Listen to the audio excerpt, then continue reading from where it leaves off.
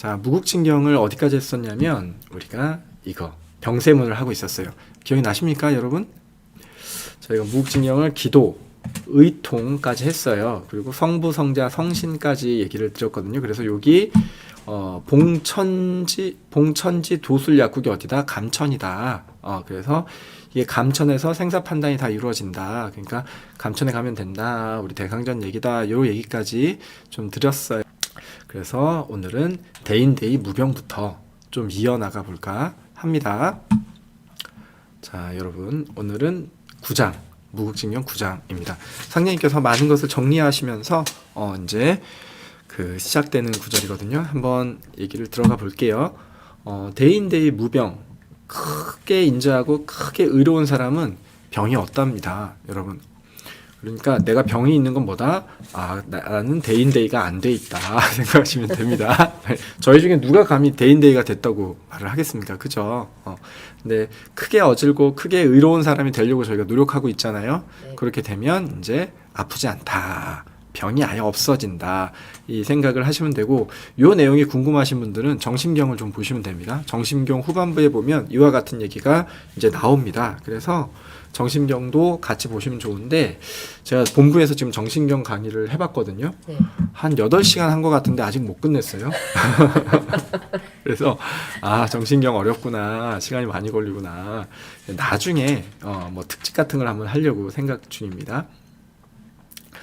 자, 대인대의 무병인데 3계마 대제신이 원진천존 관성제군, 우리 주문이 나왔어요. 그죠? 네. 그럼 3계 해마, 3계의 마곤이를 물리치시는 대제신이, 큰 이제 임금이 되시는 그 신위를 떨치시는 임금님, 예, 원진천존, 아주 근원하시는 천존의 원진 천존의 제위하신 관성제군이시여라는 얘기입니다. 그러니까 우리 관훈장이세요. 여기 앞에가 다 수식어예요. 수식어고 관훈장을 찾는 겁니다. 왜냐하면 여기 대의가 있거든요. 이 역사상 가장 의로우신 분이 이제 관훈장이십니다. 그래서 이 의로우신 관훈장을 이제 찾으시게 돼요. 그리고 자, 이 말이 나옵니다. 지천하지 세자, 유천하지 생기, 암천하지 세자, 유천하지 사기, 이 말이 나와요. 그래서 이제 천하의 세를 아는 사람은 생기를 얻게 되고, 천하의 세에 어두운 사람은 사기를 얻게 된다라고 얘기가 돼요. 그러니까 세상의 흐름을 아는 사람은 생기를 얻게 된다는데, 이 부분을 우리 태극도를 안다. 태극도가 이제 세상을 이제 상제님 뜻대로 이끌어 간다라고 생각하면 우리는 생기를 얻게 된다라고 상상을 하면서 우리가 보통 보게 되는데, 이게 틀린 말은 아닙니다. 반대로 사기는 어디에 얻겠습니까? 요새 넷플릭스 이런 데다가 종교, 사이비 종교 엄청 나오더라고요. 예. 거기 보면은 사람이 어떻게 저렇게 멍청하게 속을까라고 생각을 하지만 세상의 흐름이 어두울 때는 그와 같이 되게 됩니다. 저도 교회 되게 열심히 다니다가 태극도 믿게 됐거든요. 교회를 참 열심히 다닐 때는 교회가 전부였어요. 그래서 조상님한테 절하는 거는 사탄한테 절하는 거다. 나는 예수님한테만 절하면 된다 해갖고 제사 지낼 때 절도 안 하고 그런 거 다 해봤어요. 다 해보고 나니까 이게 인간이 인간으로서 내 마음의 소리를 듣지 못하면 그렇게 병드는구나라는 걸 알겠어요. 내 마음에 진정한 소리들이 있는데 그것들을 듣지 못하면 사람이 어두워지고 세상에 갇히게 되고. 보세요. 내가 생각을 열지 않고 그것만 맞다라고 움츠리는 사람은 자기 세상에 갇힌 겁니다. 자기 세상에 갇히면 세상을 보지를 못하게 돼 있어요. 그래서 우리는 제일 무서운 게 나의 세상에 갇히는 겁니다. 내 고집, 내 아집, 특히나 사람이 변명을 많이 하게 되면 자기 세상에 갇혀요. 내가 잘못한 거면 잘못했습니다라고 인정을 하면 되고, 내가 과했으면 과했습니다 인정을 하면 되는데, 그걸 안 하고 변명을 하고 거짓말을 하고 또 그것을 억울하다고 울고 합리화하고, 그러면서 또 나를 알아준 사람만 좋은 사람이고 나를 몰라주는 사람은 나쁜 사람이고, 이렇게 구분하다 보면은 자기 세상에 꼭 갇혀버리게 됩니다. 우리 돌을 닦으면 무조건 자기 세상에서 나와야 돼요. 자기 세상에 갇힌 사람은 이 수도하면서 어느 단계를 넘어서지를 못해요. 그러니까 이거는 저도 경험했고 많은 분들이 경험해요. 대강전의 기운도 마찬가지고 우리 지부에서의 기운도 마찬가지인데, 이 자기 틀을 넘지 못하면 어느 순간 기도를 하는데 답답하고, 수련을 해도 답답하고, 뭘 해도 답답하고, 자꾸 화가 나고, 우리가 말하는 허라는 거 있잖아요. 허가 올라옵니다. 그래서 나 외에 모든 사람이 다 틀렸다고 생각이 들어요. 상식적으로 나보다 공부 많이 하는 사람도 많고요. 그죠? 그리고 사람의 감정은 들쑥날쑥해서 어느 날은 내가 참 바르고 온전할 수가 있어요. 근데 또 나도 컨디션이 떨어지고 잘못된 생각을 하면 나도 이제 내려가고 올라가고 천지가 태극이잖아요. 근데 나는 항상 맞고 남은 나랑 생각이 다른 남은 늘 틀렸다라고 생각하는 거는 굉장히 잘못됐다라는 걸 빨리 받아들여야 돼요. 그럴 수가 없어요. 이 사람이 훌륭할 때도 있고 이 사람이 훌륭할 때도 있고.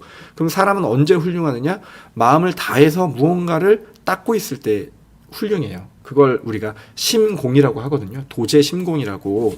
마음에 공을 들일 때 거기에 도가 있다라고 얘기를 해요. 그래서 자기 한계를 극복해서 온 힘을 다해 애써서 바른 길을 걷는 사람들은 그 순간에 참 바르죠. 근데 아무리 그런 분이라도 이제 나태해지고 나약해지고 거짓말하고 변명하다 보면 생각이 또 갇혀버리기 때문에 어두워지거든요. 근데 나는 항상 밝을 수 있을까?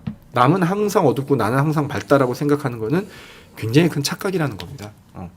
그래서 우리가 수도를 하면서 알게 되는 거는 내가 어떤 사람인지 자꾸 보게 되고 나를 보면 볼수록 나의 어두운 부분, 나의 못난 부분, 그리고 나의 아집과 고집, 성냄, 그리고 안에 있는 살기, 도끼 이런 것들을 보게 되죠. 그걸 보면서 내가 바르지 않구나. 근데 나도 닦으면 그 순간엔 바르고 닦지 않는 순간에는 바르지 않구나. 이런 것들을 명확하게 알아가면 사람이 생기가 있습니다. 그런 사람은 밝아요. 그냥 밝습니다. 그러면 아무리 열심히 사는 거한테 어두운 사람은 뭡니까? 사기가 있는 거죠. 사기가 있는 거죠. 그런 사람은 천하의 새에 어둡다라는 거고, 이건 다시 말하면 나 자신을 보는 것에 어둡다라는 얘기와 똑같습니다. 인간은 자기 자신을 통해서 거울처럼 세상을 비추어 보게 돼 있거든요. 그래서 천하의 새를 알아가는 거는 좋은 기운이 있어야 되고, 우리 태극도에서는 상제님께서 이 기운을 내려주시기 때문에 나 자신을 보고 나 자신의 틀을 넘어서서 온전한 세상을 볼 수밖에 없게끔 기운을 내려주세요. 자, 동유 대성인왈 동학. 동쪽에서 대성인께서 가르치시니까 이것을 동학이라고 하고, 서유 대성인왈 서학. 서쪽에서 이제 가르쳐 주시니까, 성인께서 가르쳐 주시니 이것을 서학이라고 한다라는 거죠. 이 서학은 대표적인 게 천주교, 기독교를 얘기하고요.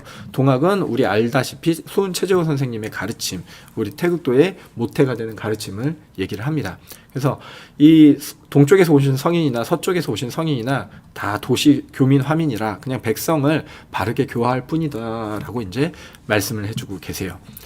자, 그러면 백성을 바르게 교화하신 분이 누가 있냐? 여기 나오죠. 공자 선생께서 노지 대사구, 대사구라는 벼슬을 하셨고, 맹자께서는 선세 재량지군 하셨다라고 이제 말이 나와요. 그러니까 세상을 바꾸고 변화시키기 위해서 공자나 맹자 같은 분은 뭘 했냐면 정치에 참여하셨어요. 우리가 그러니까 관직을 얻어가지고, 특히나 공자 같은 경우는 당시 이제 중국이 여러 나라로 나뉘어 있던 시점이거든요. 그래서 자신을 써주는 군주를 만나갖고 이상 정치를 펼쳐서 이상 세계를 실현하려고 하셨어요. 근데 못했죠. 그러니까 어찌 보면은 우리가 그렇게 말하는 공무원, 공직에서 국가의 이 정치에 참여하려고 하셨는데 안 됐어. 이런 성인들이 이렇게 하셨다라는 거죠. 그래서 동쪽이나 서쪽이나 또 그 백성들을 가르치는 것에 힘썼다. 그래서 근일, 일본국, 문신, 무신, 병무도통이다라고 해서 이제 일본이 당시 이제 지배하고 있던 시절이거든요. 조선국에 있는 신명들은 다 쫓아났던 시점인데, 일본에서 이제 이 신명들이 와가지고 장악을 하고 있다라는 얘기예요. 장악을 하고 있는데, 조선국의 상계신, 중계신, 하계신은 자, 일본한테 다 빼앗겼으니까 어떻게 해요? 무이무탁. 의탁할 곳이 없어서 불갑을 문자로 개언이다. 사람에게 문자로나마 전하고 있다라고 있는 현재 지금 당시 이 말씀을 하시던 당시 조선의 상황을 말씀을 해주고 계시고요. 궁상각치우 성인 내작. 궁상각치우는 성인께서 지은 것이다라고 되어 있는데, 요거는 옛날 문헌을 찾아보면은 우리 단군 조선 시대, 그리고 그 이전에 뭐 시대를 보면은 그 환웅, 환인 이런 분이 오셔가지고 관직을 내리는데 궁상각치우라는 관직을 내려요. 궁상각치우는 오행에 따른 음을 얘기해요. 그래서 우리가 도레미파솔라시도로 알고 있는 7음계가 아니라 동양의 5음계를 얘기하는데 이 각각의 오행에 따른 음을 부여해서 고대에는 이 음악을 다루는 분을 스승으로 모셨었고 음악은 백성의 마음을 교화한다라고 되어 있어요. 이때 우리가 떠올려야 되는 진경 구절이 있는데 아시는 분? 성만우주 만물심 정오탈겁 소원성이라는 말씀을 들어보면은 우주가 소리로 돼 있고 소리로서 우리를 바꿔주시는 상제님을 이제 보게 되잖아요. 그러면 예나 지금이나 소리로서 백성을 교민 화민했다라는 말씀이에요. 이래서 네. 그래서 선천하지직 선천하지업. 자, 궁상각지우는 선천에 있던 직업이란 얘기예요. 이 직업이라는 건 뭐다? 여기서 보면은 후천 이제 그 국가를 다스리는 그 기틀이 되는 업을 가지신 분들을 얘기해요. 그러면 직자의야 업자통이야. 직업이 의통이다라는 얘기거든요. 그래서 이게 성지직 성지업이다. 성스러운 직이고 성지스러운 업이다. 그러면 성스러운 직업이 뭐다? 의통이다. 그러면 가장 성스러운 직업이 뭘까? 후천이 개국될 때. 후천 개국된다고 상상해 보세요. 그럼 수많은 직업이 있을 거예요. 그 중에 가장 성스러운 직업은 상제님을 받들어서 백성을 다스리는 공무원이다.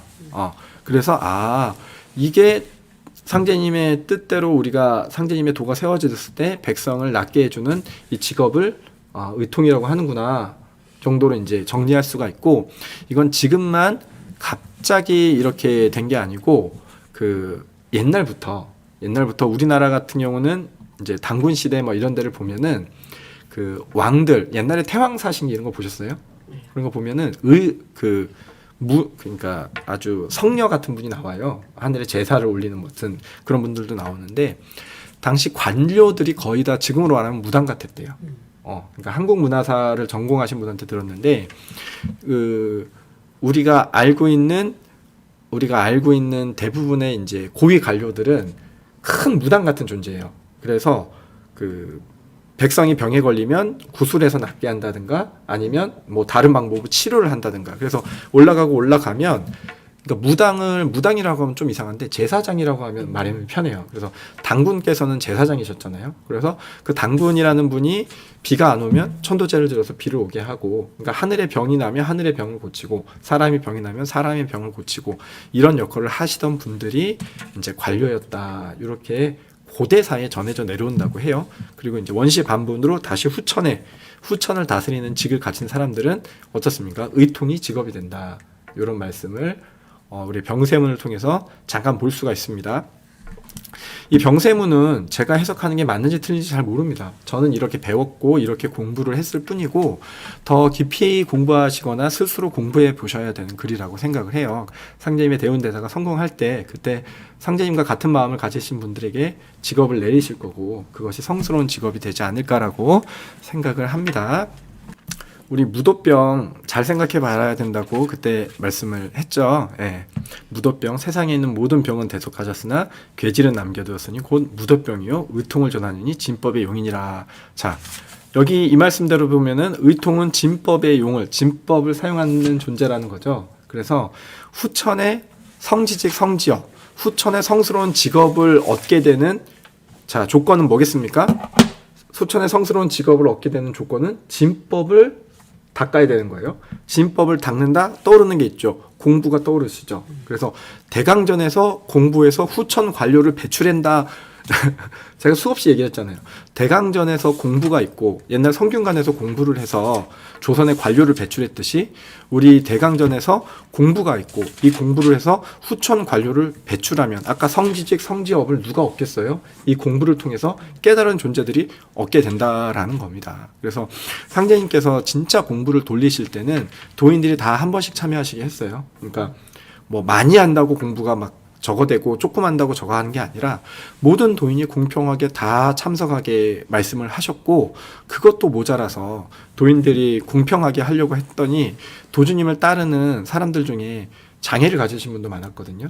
근데 보통 우리 공부는 소리로 하는 공부다 보니까 팔을 못 쓰거나 다리를 못 쓰시는 분도 좌배하면 되니까 공부를 다 할 수 있었어요. 근데 상제님 따르다고 오신 분들 중에 옛날에는 이런 질병이 많았어요. 언천이라고 하잖아요. 이게 그러니까 영양 상태가 안 좋아서 태아 때 영양 상태가 안 좋으면 입술이 이렇게 되는데 이러면 주문을 제대로 못하는 분들도 계셨어요. 그러니까 태을 천상 이렇게 되는데 출출풍 이렇게 해버리면 신명계에 그 소리가 들리지 않을까봐 장애가 있는 사람들은 뒤에서 임원이 대신 소리를 내줘라 이렇게까지도 공부를 시키셨어요. 뭐 개 중에는 이제 귀는 들리는데 말은 못하시는 그런 장애를 가지신 분도 계셨겠죠. 그래서 모든 도인이 다 이 공부에 참여하게 하셨습니다. 그러니까 지금 내가 몸이 불편하거나 힘들어서 여건이 안 돼서 공부에 못 가는데 어떡하지 이런 생각은 하지 마시고 지금 할 수 있는 것을 계속 준비하시고 어느 날 진짜 상제님께서 이 공부를 열으실 때는 그때는 뭐 목숨 바쳐 우리 가서 하루는 공부해야죠. 그죠?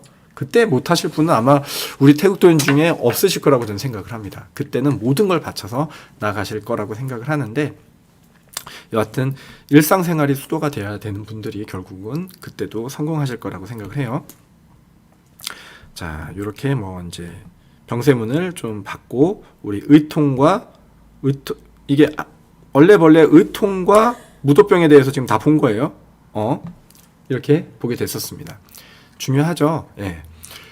상제님께서 이제 화천하시기 직전에 의통에 대해서 말씀하시고 그리고 병을 고치는 병세문에 대해서 이제 의통에 대해서 그 괴질에 대해서 말씀하시고 의통에 대해서 말씀을 해주고 계신 부분이 9장에 나오게 됩니다.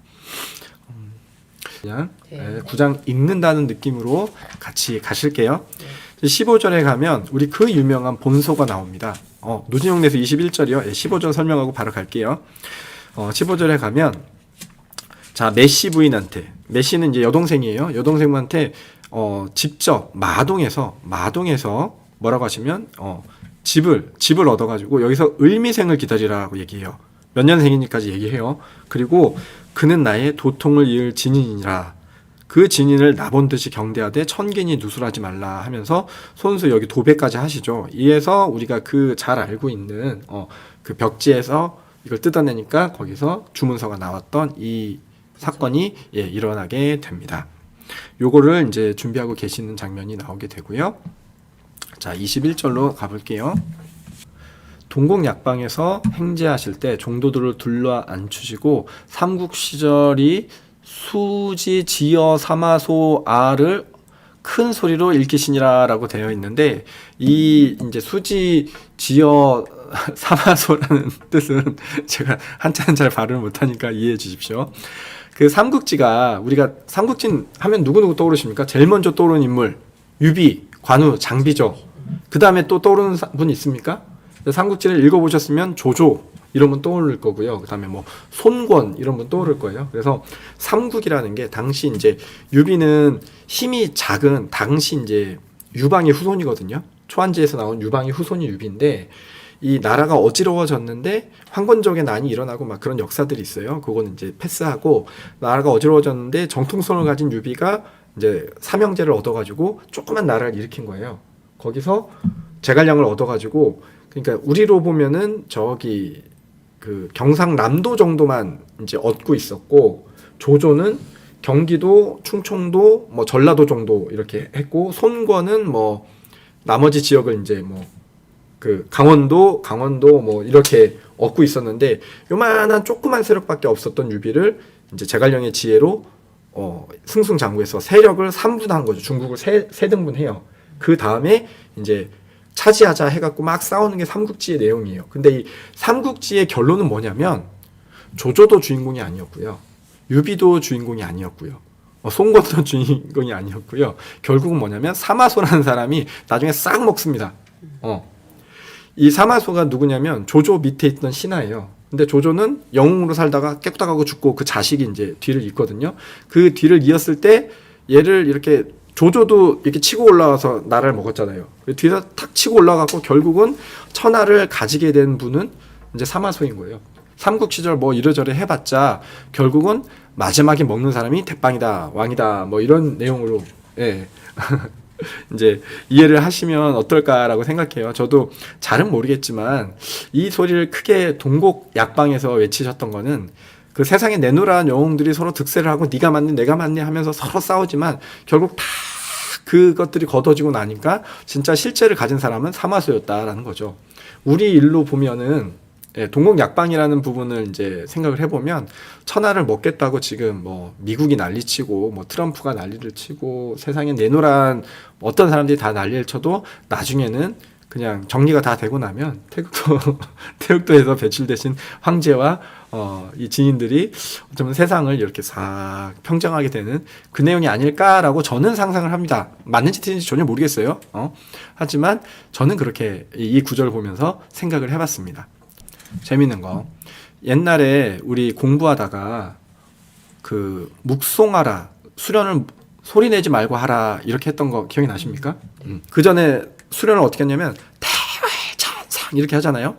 그렇게 했잖아요. 지금도 하고 있고, 대활 하다가 묵송하라 그러면 이렇게 조용히 속으로 입과 혀를 무지지 않고 이렇게 할 것 같잖아요. 그때 묵송은 이거였어요.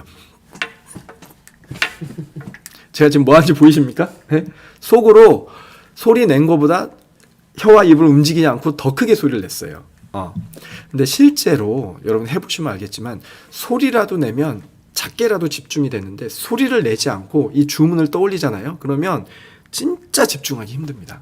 그러면 의식을 우리가 알고 있는 무의식과 의식 막 심층의식 온갖 이런 지금은 단어들이 많은데 그런 걸 전부 꿰뚫어서 아예 하나로 쫙 꿰뚫지 않으면 이 묵송이라는 게 하기가 정말 힘듭니다. 여러분 해보시면 알 거예요. 나는 주문하고 있는데 갑자기 딴 생각해요. 진경에도 몇 번 나오거든요. 속으로 뭐 풍운조화를 하라 그랬더니 나중에 천문지리 외우고 있고 막 이렇게 되거든요. 그렇게 여기서 근데 이 입술을 움직이지 말고 묵송하라고 시키신 분이 누구였냐면 여기 어디 있어? 차경석이었습니다. 차경석이라는 분이 아주 훌륭하신 분이잖아요. 알다시피 이제 차천자로 유명하신 분인데 성경신이 지극해서 다른 데 써보려고 하셨다라는 말씀이 있을 정도로 아주 강단이 있으신 분이에요. 그래서 여기 보면은 여기 차윤경, 차경석 동생 되시는 분이에요.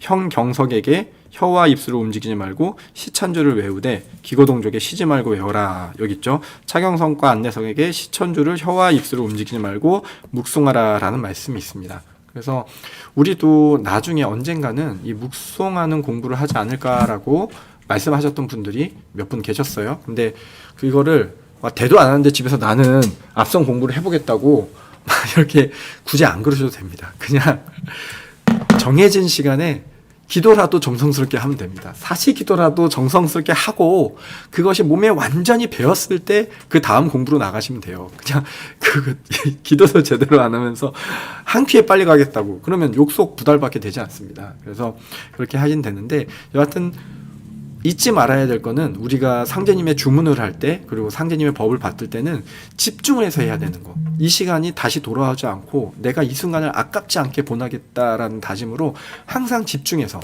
저는 대강에서 공부 들어 할 때는 딱 저 스스로 약속을 하거든요. 뭐냐면 어차피 졸리기도 하고 딴 생각도 났고 집중하려고 해도 잘 안 돼요.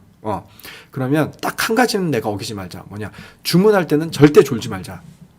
다른 거 할 때 뭐 대기실에다 앉아서 졸든 뭐 교화할 때 졸든 그런 건 다 어쩔 수 없으니까 다 접어두고 한 가지는 내가 목숨을 걸고 지킨다. 그걸 제가 스스로 거는 게 뭐냐면 주문하는 순간엔 졸지 않는다. 기도를 모실 때, 공부할 때, 그리고 수련할 때 상제님이 주신 법방이니 주문할 때는 나는 죽으면 죽었지 졸진 않겠다. 이런 걸 제 나름은 세워갖고 공부를 나아가거든요.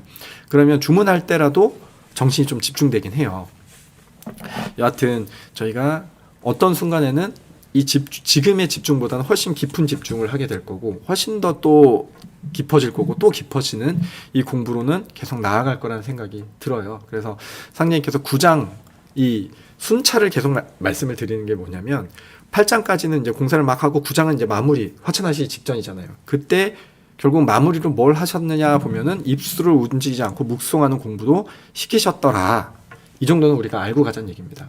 그래서 어느 순간이 되면 정말로 집중해야 되고 모든 것을 내려놓고 숨 쉬고 밥 먹는 거 뭐 똥 싸는 거 이런 거 다 잊어버리고 오직 완전히 집중된 내 안에 저 깊숙한 것을 뚫어서 집중할 수 있는 공부까지도 이제 우리가 생각을 해야 된다. 이런 말씀을 좀 드릴게요. 그래서 여기 있는 뭐 추냐 도리원서 앞쪽에 나온 요 내용이라서 잠깐 여기 김병선에게 추냐 도리원서를 1000번 읽으라고 했는데 김병선은 천자하고는 연관이 많아요. 예, 삼략수정을 1000번 읽어라 하신 분도 김병선이셨어요. 그래서 1000번 했는데 추냐 도리원서는 무슨 시더라고요. 그래서 내용은 이렇게 읽는데 저는 그냥 뭐 좋은 시다라고 궁금하신 분들은 나중에 한번 보십시오. 저는 이 내용 읽는 게 여러분들한테 그렇게 도움은 안 될 것 같아서 그냥 아 이거 1000번 읽었구나 하고 넘어가겠습니다. 자 백홍관일이라는 게 있습니다. 백홍관일 뭔가 있어 보이는 말이죠. 이게 이제 19절에 가면 이런 말씀을 해요. 자연을 거느리시고 이제 정난계의 집에 말씀하시기를 이 길이 나의 마지막 길이니 초족들을 일일이 찾으리라. 상님께서 마지막 길을 이제 얘기를 하시는 거예요. 그리고 등불을 들리시고 밤새 여러 집을 순행하신 다음에 이튿날 아침에 수강리 임상옥 집에서 공사를 보시고 만경 삼거리에 임하셔서 쉬시며 자연에게 오늘 오후에 흰 무지개가 해를 꿰뚫으리라. 여러분 흰 무지개가 해를 꿰뚫는 거 본 적 있습니까? 본 적이 없죠. 그래서 제가 준비했습니다. 자, 이게 백홍관일이랍니다. 보이십니까? 이 백홍관일이라는 거는 옛날부터 그러니까 아주 예, 굉장히 좋은 일이 일어날 때 세상에 엄청나게 좋은 일이 일어날 때 이렇게 일어난다고 하고 해를 꿰뚫는 경우도 있지만 이 햇물이라고 하죠. 해 주변을 요것처럼 동그랗게 감싸는 것도 이 백홍관일이라고 해서 아주 상스럽고 좋은 일이 이제 일어나기 직전에 이런 반응이 일어난다라고 얘기를 하더라고요. 그리고 어느 분이 올려놨는데 이게 맞는지 모르겠어요. 이게 흰 무지개가 해를 꿰뚫는 형상이다. 이제 어떤 그런 좋은 일이 일어날 징조다라고 얘기를 이제 해준다라고 말씀을 하고 있어요. 그리고 또 이런 징조들이 또 있습니다. 뭐냐면 이제 오색 체운이라고 들어본 적 있으세요? 오색 체운이라고 무지개라고 알고 있잖아요. 무지개는 요런 식으로 간단 말이에요. 근데 오색 체운이라고 무지개가 하늘 아래에서 위로 이렇게 솟는 무지개가 있어요. 무지개인데 아래에서 위로 이렇게 쫙 뻗어요. 그리고 요쯤에서 흩어져. 이거를 옛날부터 엄청난 길조로 여겼다라고 해요. 그래서 왜 이 얘기를 이제 하냐면 태국도에 어떤 행사가 있을 때 이런 징조들도 많이 보입니다. 상제님께서 이런 징조를 이제 해놓으셨는데 태국도에서도 여러 가지 아주 놀라운 징조들을 볼 때가 많이 있습니다.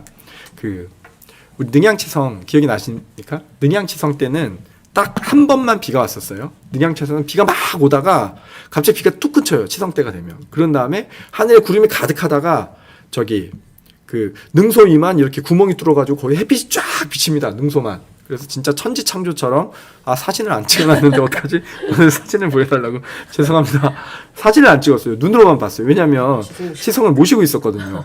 치성을 모시다가 상제님의 사진 이럴 수가 없잖아요. 그래서 저희가 눈으로만 봤고 저도 몇 년을 능양치성을 참석을 했지만 나중에 우리 선배들이 그러더라고요. 비가 막 오시는데 이제 천지의 대신명이 동하니까 어떻게 비가 없겠느냐 이런 말씀하시잖아요. 비가 막 오시는데 선배들이 말씀하시는데 걱정하지 말라고 치성태는 다 멈춘다고. 진짜요 했는데 진짜로 다 멈춰요. 심지어 엎드려도 될 만큼 땅이 마를 만큼 강한 햇살로 그냥 쫙 비쳐버리더라고요. 자, 이런 다음에 말씀하시죠. 금산사로 오라. 이 불양답이 뭔지 아십니까? 불양답? 나는 이제 40절인데 나는 곧 미륵이라. 금산사 미륵은 여의주를 손에 들었으나 나는 입에 물었노라 하시면서 이렇게 보여주시는데 여의주가 보였죠. 이건 우리 도주님도 보여주셨죠. 근데 불양답이나 차지하려니 나를 보고 싶거든 금산사로 오라라는 얘기예요. 이제 요거는 불양답은 이제 절에서 먹고 살려고 지으는 그 농사하는 터를 말하거든요. 그래가지고 증산도 사람들이 금산사가 이렇게 있잖아요. 금산사가 이렇게 있어요. 그럼 주변에 있는 논밭을 다 샀어요. 진짜로 이 말씀 때문에. 그래가지고 구청상님을 모시려면 요거 우리가 사야 돼 이래가지고 다 샀어요. 근데 요거는 이제 우리 금산사는 부산이고 부산으로 가서 태극도를 따르라. 태극도 그 메시지를 전해주고 계신 거죠. 그래서 마지막 단계에 어디로 가라라는 말씀도 하시는데 대놓고는 안 하시고 지혜 있는 사람은 따를 수 있도록 이렇게 말씀을 해주고 계십니다. 자, 그리고는 제가 저번 시간에 엄청 강조했던 천지 대신문 도수를 보시게 됩니다. 천국공사라고 하죠. 천국공사. 요 얘기가 그 황극신 공사와 이제 맞물려져 있어요. 세상에는 황제가 있다라고 얘기했어요. 그래서 황제가 있어요. 이렇게 황제는 만물을 주관하고 모든 인간사의 중심이 되시는 이제 황극신이라는 분과 신인 합일된 존재신데, 이 황극신이 그동안 어디 있었냐? 중국에 있었어요. 그래서 중국에 명나라에 있었고, 명나라가 청나라가 됐단 말이에요. 그러면 명청이 공존하는 곳이 어디냐? 청주 만동묘예요. 왜냐하면 만동묘는 그 우암 송시열 선생께서 그 임진왜란 때 명나라가 도와주거든요. 명나라가 도와줘서 일본을 물리치니까 그 명나라를 기리기 위해서 사당을 지은 게 만동묘예요. 거기서 뭐 의종과 숙종이라는 당시 명나라에서 우리나라를 도와줬던 그 임금과 마지막 임금을 이제 모셔놓고 있어요. 그리고 거기 보면 위패가 3개가 있어요. 그러니까 요런 우리 독이라고 하잖아요. 나무로 된 요렇게 돼가지고 가운데 구멍이 뻥 뚫려 있어요. 거기에 하나, 둘, 3개가 있는데, 그거 위에 여기는 뭐 의종, 숙종 해갖고 황제가 둘이 있고, 이쪽에 한 자리가 비어 있어요. 텅 비어 있거든요.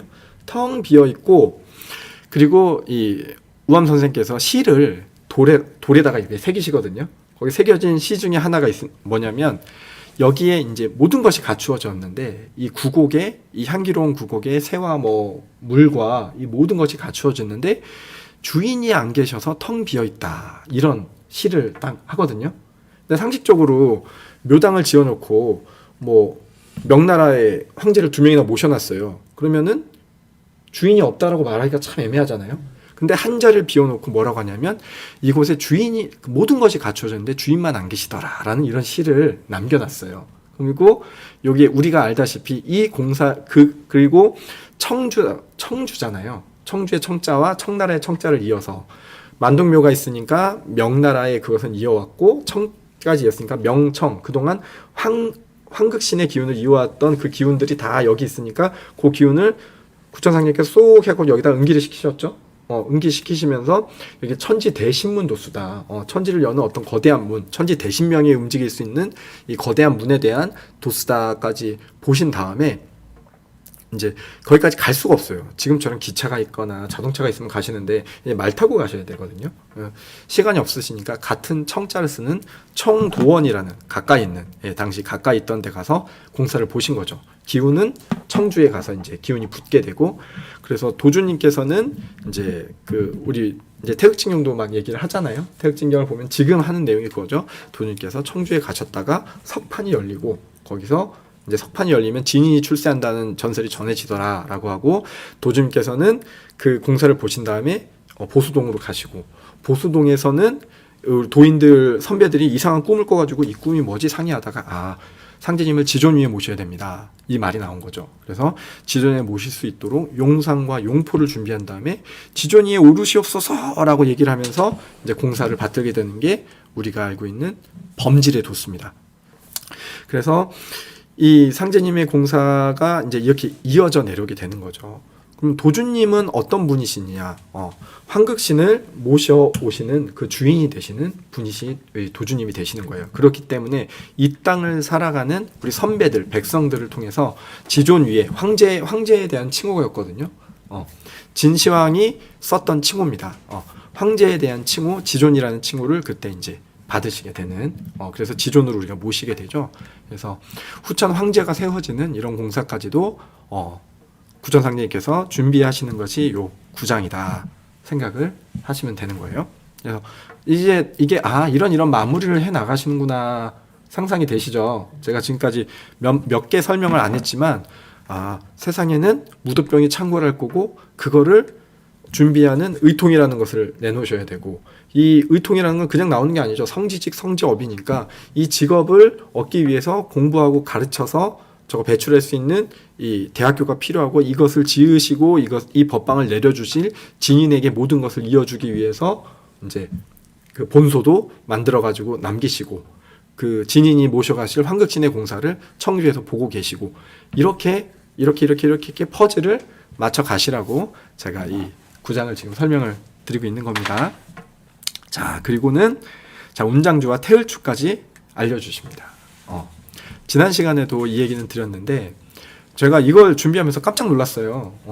저는 우리가 하는 주문 24절 이게 24독하는 이 주문을 우리 구천상님의 종도들도 당연히 다 알았겠지라고 생각을 했었는데 화천하시는 그 해에 운장주를 처음 알려주시더라고요.